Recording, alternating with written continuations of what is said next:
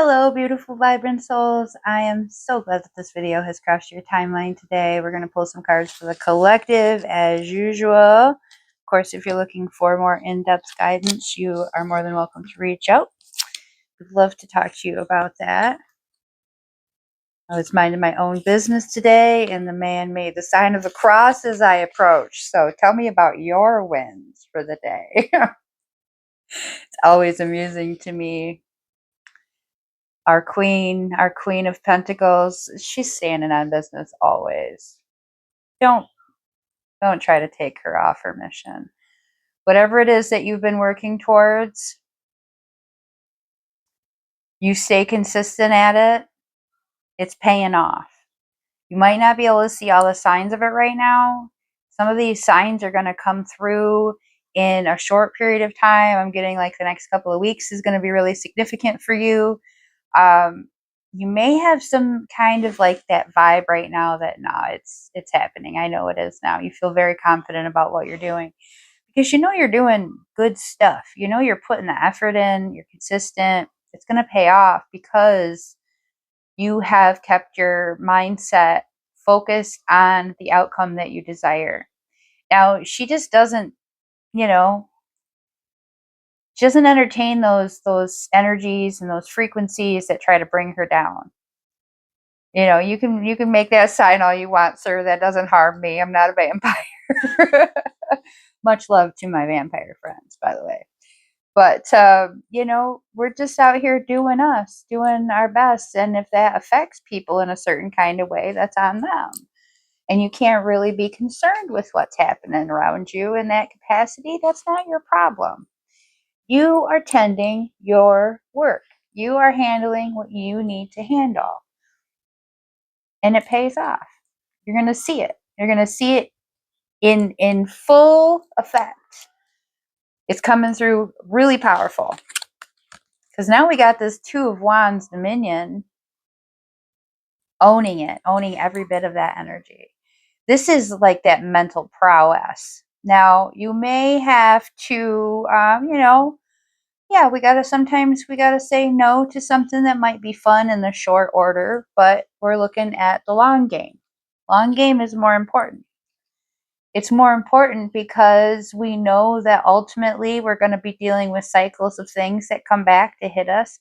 And we've allowed these to hit us before, haven't we? Right? Right when you're in the middle of like the best game you've ever played of your life, that's when you get that text or phone call. That's when they show back up. That's when someone circles back around. They just got to get that one more lick in. And they're not intentionally trying to get a lick in. They're just trying to get your attention again. But you know that just from past experience, if you do that, you're going to stop focusing on what it is that you need to do. It messes things up. Now, we do have things that we have to pay attention to. There's some things that need to be handled and addressed. We've got our 5 of discs. There's nothing wrong with being in a good mindset. The focus here has to be on doing the things that we need to be doing. Because if we sit there and overthink the things that make us feel like I'm getting like we're like no doom and gloom sessions. That's not getting us anywhere. That doesn't benefit you in any way. No doom and gloom. No, well, this could happen. Well, this could happen. You get that notice in the mail and you go, okay, well, I know what I need to do. It doesn't mean it's going to be easy, but I also know that if I just sit there thinking about it and how bad it is and how much it scares me and how worried I am, and I spend 45 minutes, talking about all this problem and this happened and then this happened and then this happened, that's not helping me either. So staying focused on what it is that we're working on, because really big things are coming out of that effort for us. And it's because of that mental fortitude of making that decision to be really focused on doing what needs to be. Controlling the way that your mind is going is hard work. Like Nobody is who's mastered that is ever going to, I don't even say anybody's mastered it, but nobody who has spent a great deal of time, because let me tell you, I was a negative Nancy for a very long time. Like, I was worrywart, I had high anxiety, and I did a lot of complaining. A whole lot of poor me, woe is me, all these issues, this, and this. I changed my mindset by realizing that it was essentially worthless. None of that was fixing my problems. It was drawing in the kind of people that wanted to sit there and feel sorry about their own situations too. None of those people were solving their problems. And every once in a while, somebody will show up and like rescue you like once. And then the next thing you know, the next thing comes, and eventually they get sick of doing it. So you lose those people. They might see that you have potential, but if you don't demonstrate it, if you don't focus on it, they're going to walk away too. So you have to be like, I'm not going to sit here and talk about this. So I don't sit there and dwell on my problems. I don't sit there and spend 45 minutes talking about this, and this. It's happening to me. Instead, I go, I'm doing this to try to fix this problem. I'm doing this to try to solve this. I'm trying to do this to push forward. I'm trying this effort. I'm making this effort here. I'm thinking about this. I've done this, and this. So if I'm going to talk about anything, I'm talking about the things that I'm working towards solutions. Because then that mindset stays focused in the right direction. I'm not spending time on worrying about things that may or may not happen. Because inevitably, if I stay focused on the things that I'm doing, something pulls through for me. That's what this is about. This is about a consistent, diligent effort towards what you need. And you kept doing this and you keep doing this, you're going to be fine. So don't let that doom and gloom eat you alive. Instead, you're going to make that decision, stay in control of your thoughts and your emotions. Do some meditation, go for a walk, shut your brain down when it goes down down that route. It's not going to help you. I assure you, it's not going to help you. Sometimes we just want to vent. That's fine. Vent and then move on. Let it go. Take some deep breaths. You're doing fine. It's going to work out exactly the way you need it to. Just keep on path. Okay?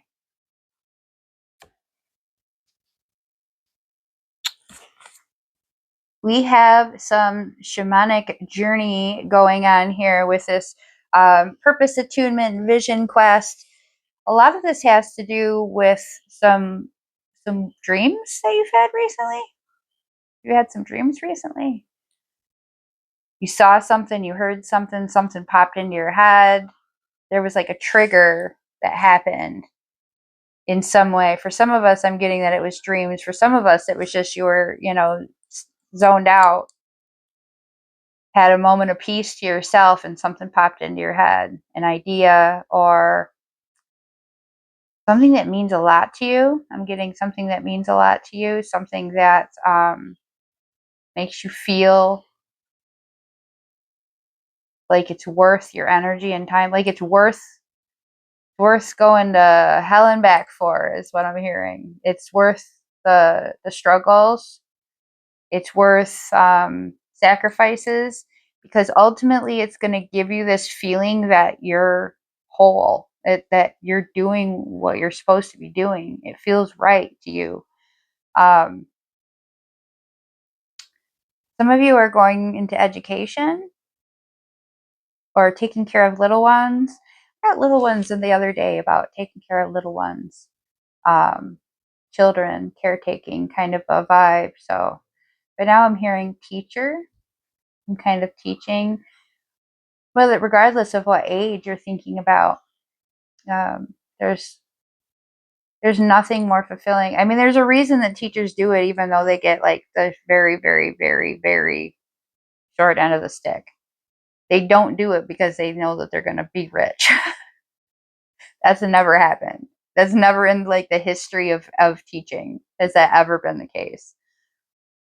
You decide you want to be a teacher, or you want to take care of children, or you want to take care of people who need to be taken care of, because you care about people, because it means something to you. Do you feel called to do it? For some of you, though, I'm getting like healer, called to healing. Now, I know a lot of people inevitably, when they're on their healing journey, they feel called to share their healing journey. And I think that we have to differentiate between those who are sharing their healing journey and those who think that they have to quit their jobs and try to make a living from it. Let me assure you, it is very difficult to make a living from it. But sharing your journey is important. And you will find a lot of people along the way, and people will support you in that and want to be a part of your journey.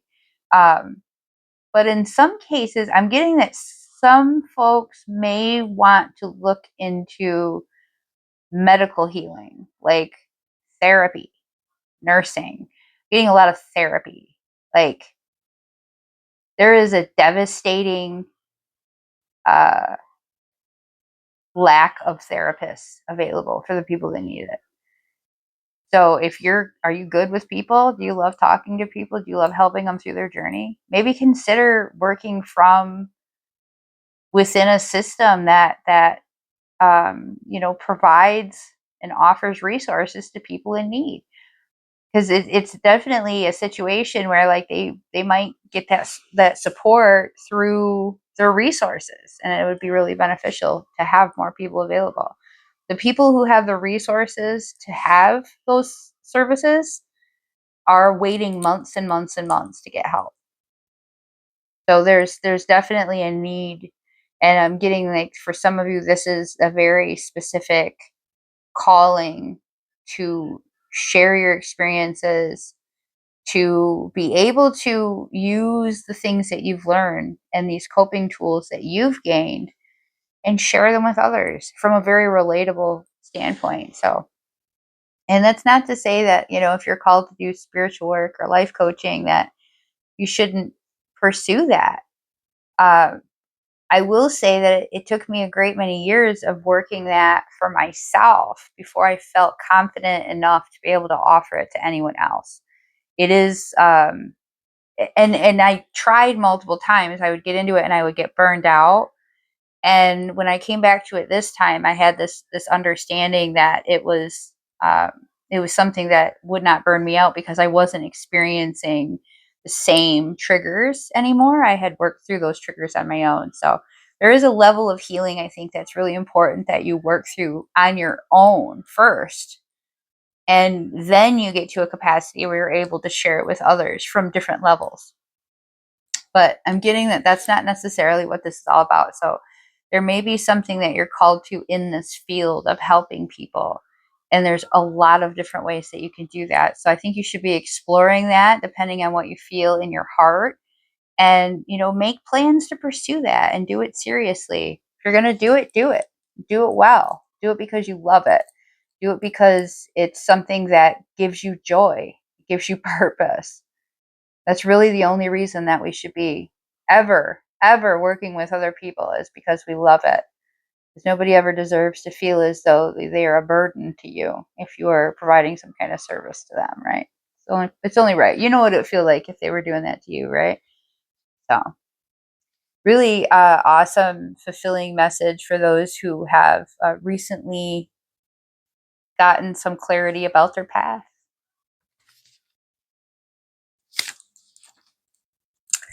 We've got this leadership, which is really interesting because the last card came up with that Shamanic Journey, and we were talking about the healing, and talking about teaching and nursing, medical staff, therapy, all this stuff. But for this, I'm feeling there's another group of collective who are feeling inspired and called, and theirs is about stepping up into a position of leadership, of stepping into a place of higher responsibility, having people accountable to you because they trust you, they believe in you, because you've demonstrated that you not just know how to do the work, you did the work. So they look at you as an example. You are living proof. You are doing the things that they need other people to learn how to do. And so they've asked you to step up into this role, take on more responsibilities, hopefully being compensated for it well, right? We need to know our worth, of course. But there is a sense of strength here that it's an empowering feeling. It feels very much like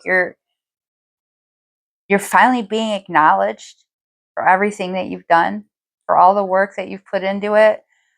You were just grinding along this whole time thinking nobody noticed, but somebody noticed, and somebody is like, no, we need you. We need you to step up into this role now. Because we have people that maybe don't even realize where they could improve. But you're doing this stuff the way that we want it done. And we want you to be a role model, to be a mentor. I'm getting that this is not just about like guiding people. This is about being a part of their journey and helping them realize their full potential. Because that's what a true leader does, right? Like a true leader isn't just somebody that tells you what to do. A true leader is a person that has done it, that's innovative, they step it up, they think about what needs to be done. They have these powers and ability to delegate because they see the strengths of individuals and they can help them develop that capability into something really powerful. They see that person's potential. So you see people and you're like, are you the kind of person that just naturally knows, like you meet somebody and you're like, you would get along with this person because you can see and feel and really truly grab onto like the energy of a person. You're just very naturally empathic. You're just very like immediately, I get their vibe. I know what they're good at. I know what they can do. You see their skills and you can relate those skills to other things. But that's what you're good at. Like that's what you've always been good at is you kind of can look at one thing and then be inspired to utilize that idea in another way, in a very creative and innovative way. That's powerful. And it's so valuable to the right people because the right people see that and they're like, oh, we need somebody like this. Kind of like, one of the things that I've always admired, like I've grown up in a very like low financial bracket, okay? And we always joke about like old poor and new poor, like the old poor people, people who have been on that lower end of the bracket for a very long time. We just know how to do stuff. We know how to get stuff done. We know how to fix stuff ourselves. We know where to find all the resources. Like if you've been doing it for a while, you know how to get by. You know how to take $10 to the grocery store and actually make that into a meal. Like you've been able to, you're resourceful and you're creative. When you think about things, you look at things and you're like, what can I use in replace of this? I was making a piece of art and I like to make art out of recycled things because number one, I don't like throwing away things that are good. Number two, a lot of times things have more use out of them, just not in the capacity they started with. So I started creating this piece of art. I decided that the piece of art was actually going to be a way for me to display the cover of the vinyl that I was playing on my record player. And I was literally like, how am I going to get this piece to not move? Like, I need it to sit here and not move. I need something that I can like position. So I was thinking, and I was just like, well, I started walking around my utility room. And it's a very small room. So I was literally just like turning around looking at all the shelves and the little containers of things that I've kept for no apparent reason. And all of a sudden I just grabbed this one thing and I was like, I feel like there's something in here. There was like brackets and stuff in there. I was like, something in here could work. Maybe if I bend a bracket. And then I saw it. An old door hinge. Perfect. I can bend it into place. And then I epoxied it so it didn't move. And then I secured it to the thing and it works brilliantly. It's exactly what I needed, right? You can look at something and go, I need it to have this function. Now, how can I make that happen in a different way that's typically done? That's leadership. That's the kind of skills that take people places. You didn't even realize you were good at it, but somebody else saw you and was like, yeah, we need them. So take the bull by the horns. Go ahead and show them how it's done. Use your skills. Be out loud with it. And talk about your ideas out loud too. Like see who picks up on where you're going with things, because you'll find other people that are like you just by thinking out loud sometimes. One of the funnest things that I've ever done in a group circle is when we're trying to solve a problem, I just kind of start mumbling things that cross my mind, and all of a sudden somebody goes, "Oh, what if we?" And they'll take that word and run with it. And I think that's the most fun thing ever, to see how just like a tiny little thought can turn into a whole great idea. Thank you so much for joining with me. I'm always grateful to have you as a part of my healing journey, which is never ending. And I am always grateful to be a part of yours. I hope to see you again.